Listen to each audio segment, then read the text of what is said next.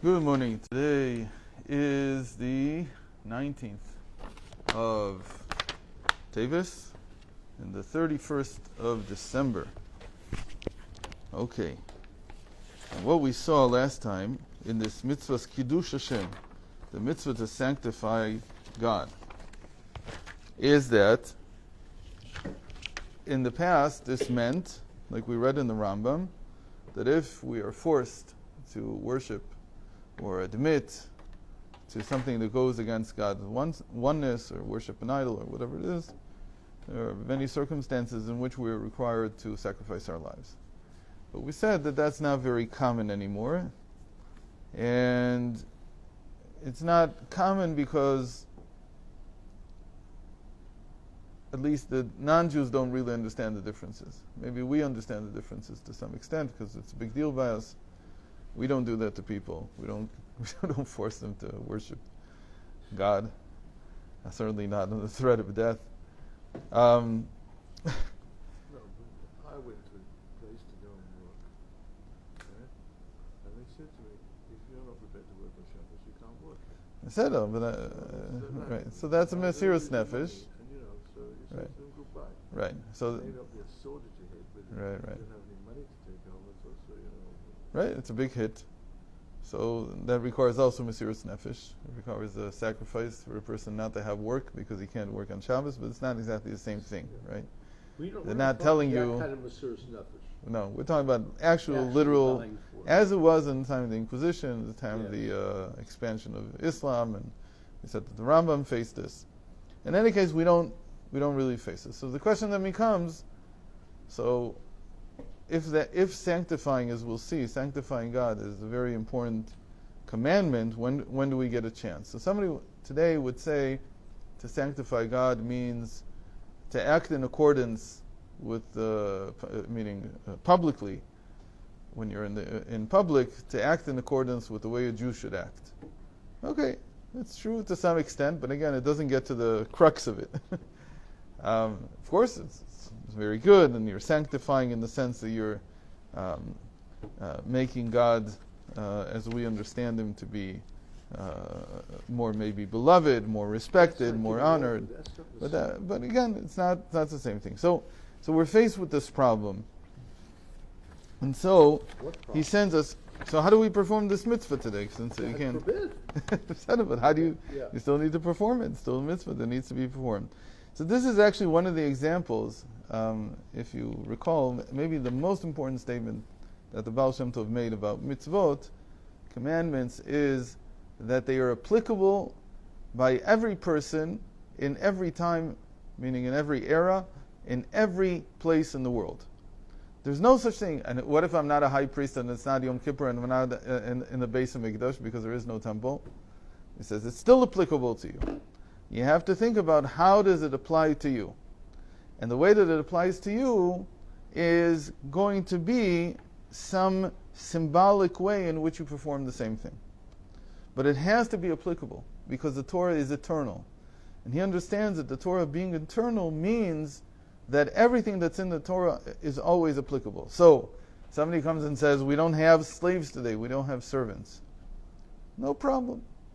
By Kabbalah, the servant, the male servant, the female servant, they represent, they're archetyped, like everything in the Torah. So they're archetyped in the sense that the servant means your emotional faculties, and you have to work with your emotional faculties in a certain way, and the Torah teaches you how. And the maidservant, the girl, is your kingdom, is your malchus. And so everything goes through some kind of abstraction, a layer of abstraction, so that you can connect it to our time. Now, this is usually done, some of it was done in Kabbalah, a lot of it was done in Chasidut. So in Kabbalah he sent us to the Arizal, to the 4th, 5th, and 6th chapters of Shar Nefilat Apayim. So there's a book called Pri Etz Chaim. Pri Etz Chaim is not from the Arizal, it's a collection. It's a anthology that was put together by Reb Meir Paprish, and let's read just a few words out of it, just so we get an idea of what's going on. So he says, the issue of Nefilas Apayim. What is Nefilas Apayim? After we finish Mones, right? By the Arizal, it comes after you say Slichos. Very interesting. It's not like it is by us.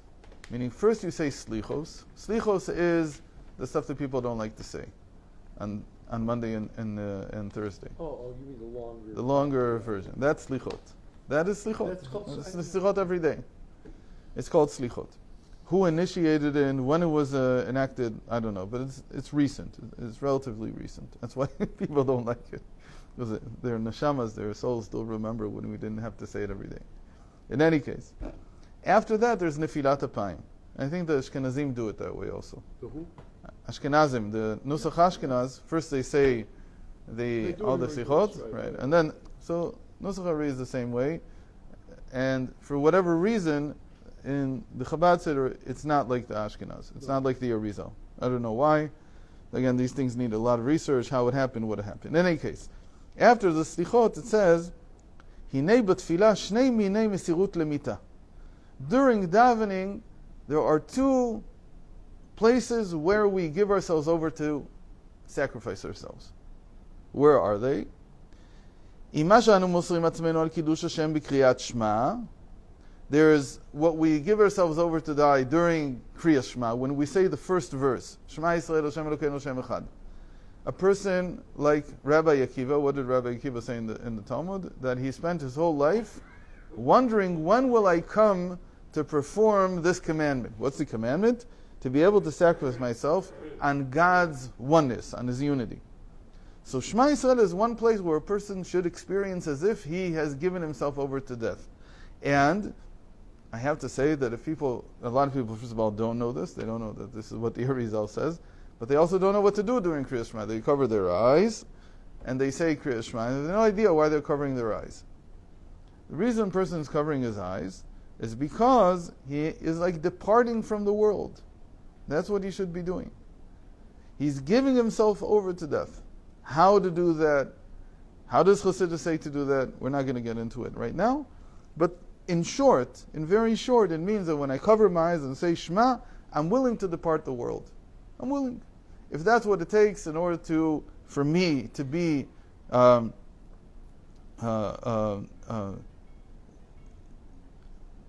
what's the word?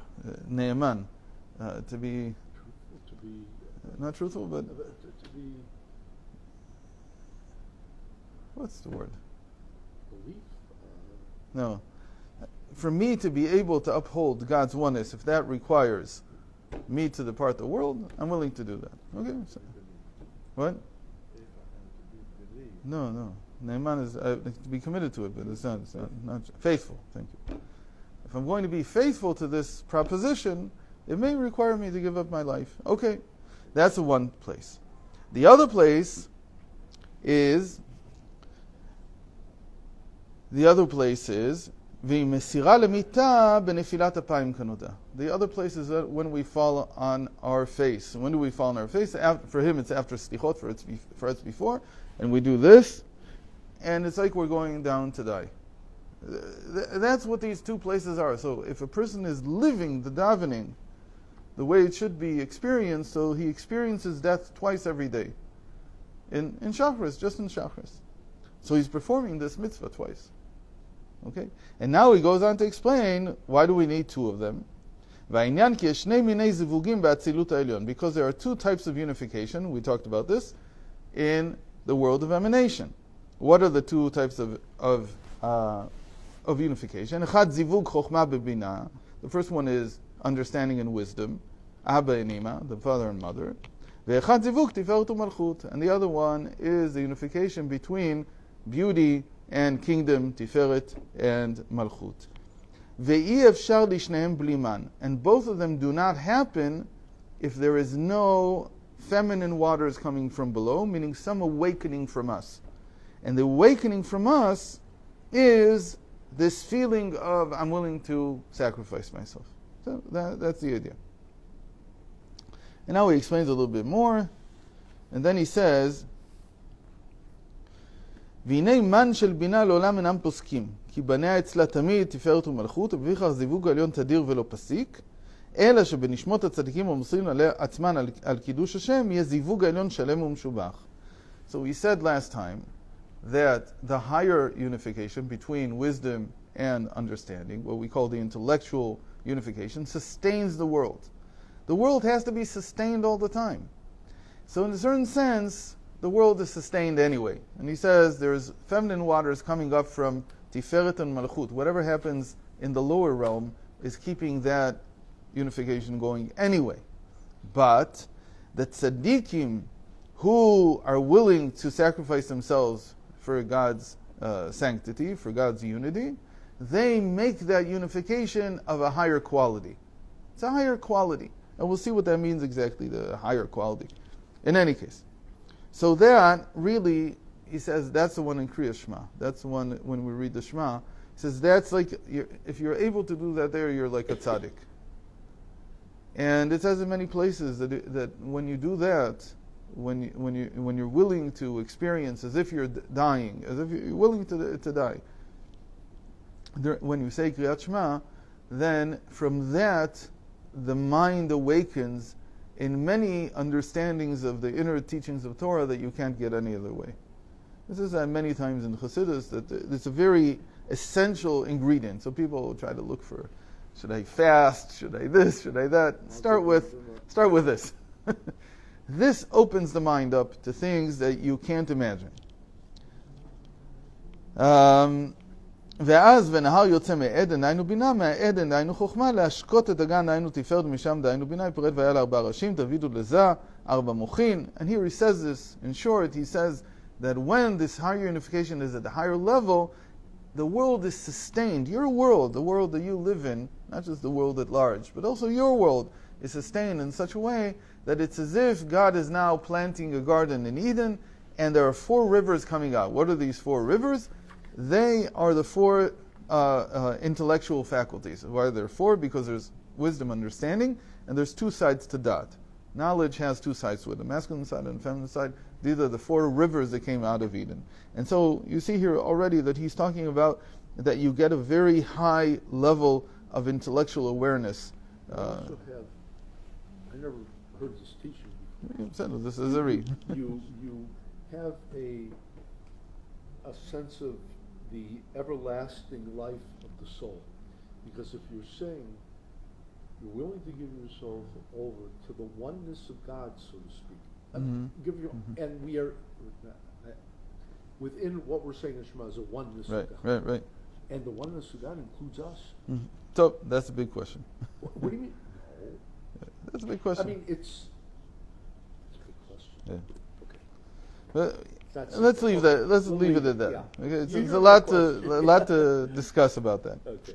And by the Alter Rebbe, it's not so simple. Okay. In any case, ודע כי עד זמן 10 הרוגי מלכות היו מאירים תפארת ומלכות והיה די באורם לעלות מן אל בינה מלמטה למעלה. It says, and until the time, now he connects it to the biggest act of martyrdom in Jewish history, which strangely is not, I don't know, when so many Jews were killed in Egypt.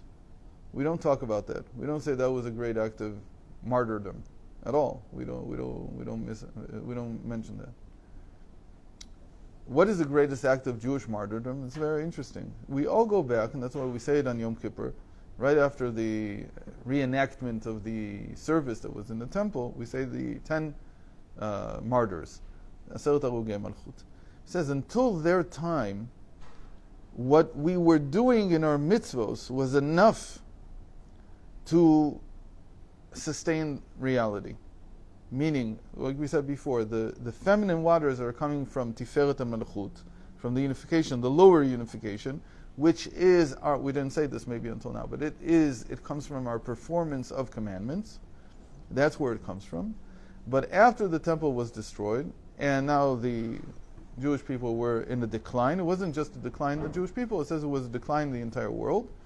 And the world was not sustainable the way it was, and so they had to come. These 10 martyrs, what they did was it's almost like you think about that the sun would suddenly go out, or seem like it's going out. So they had to do something to churn it on again, to start the fusion happening, the fusion reaction happening. Something had to happen.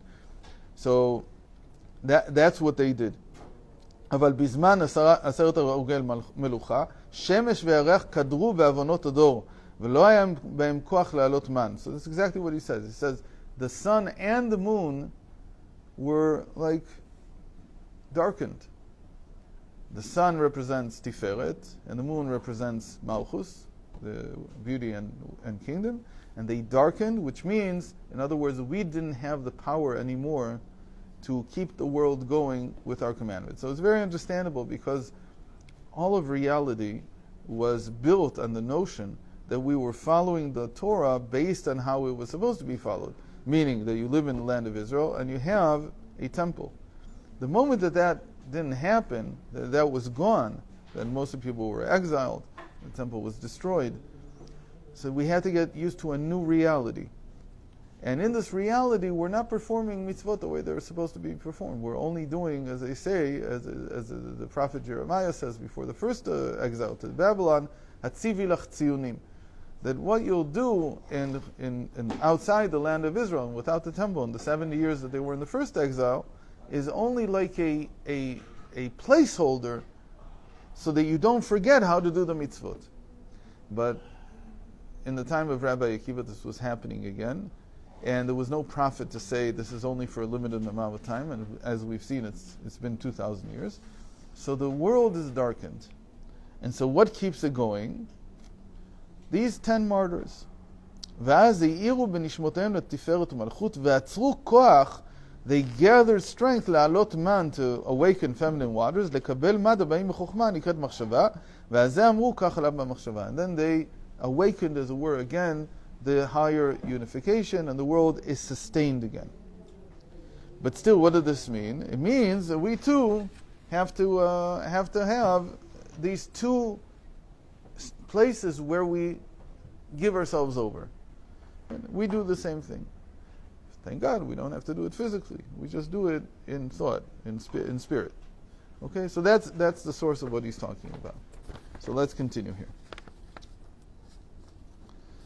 Sheichud Abba ve'ima. So on the second page, let me turn on the first page.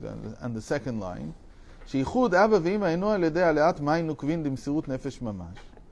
That the unification of Abba and Ima, meaning the supernal Father, supernal Mother, wisdom and understanding, is achieved only through an arousal from below. Arousal from below is what we call feminine waters. It's interesting, they didn't even translate these words. Mayim nukvin literally means feminine waters. Feminine waters going from below to above, so it's called an arousal from below, resulting from actual mesirus nefesh, from actual sacrifice. And who sustains it until now, till today? These 10 martyrs. Their actual sacrifice. By contrast, the unification of Zeir Anpin and Nukva, which is, again, the small continents, and the feminine, they are the beauty and kingdom. That is achieved, their unification, through the observance of the Torah and its mitzvahs, like we explained before. And so we sustain the lower unification every day through the commandments that we do. Okay, but as we saw, there are 2 places in which we sacrifice ourselves. He's only going to talk about the second one. He's not going to talk about the first one. The first one is in Kriya Shema, like we said. The second one is Nefilat Apayim. Okay, so let's see now what he says. To explain, Chokhmah is referred to as Kodesh, holy. Chokhmah is always called holy. That's its description. What does holy mean? Holy means something that is separate. But here he gives the Hasidic explanation, which is based on the Tikkunei Zohar. על שם התלבשות אור אינסוף שבתוכה, שהוא מובדל מכל השתלשלות העולמות. How is it separate? How is wisdom separate? How is it different than everything else? Because in wisdom, the infinite light encloses itself. I love it that he used the word that I invented. I didn't know if this was a real word. I don't know if I invented it. But enclose. I think it's a real word. Word doesn't think so. Word thinks it's a made-up word. Okay. So he used the same word. Itlabshut, enclothement. So sometimes because the word has put me on my guard, so I use it garbed or imbued or anything like that. They all mean the same thing. It doesn't matter.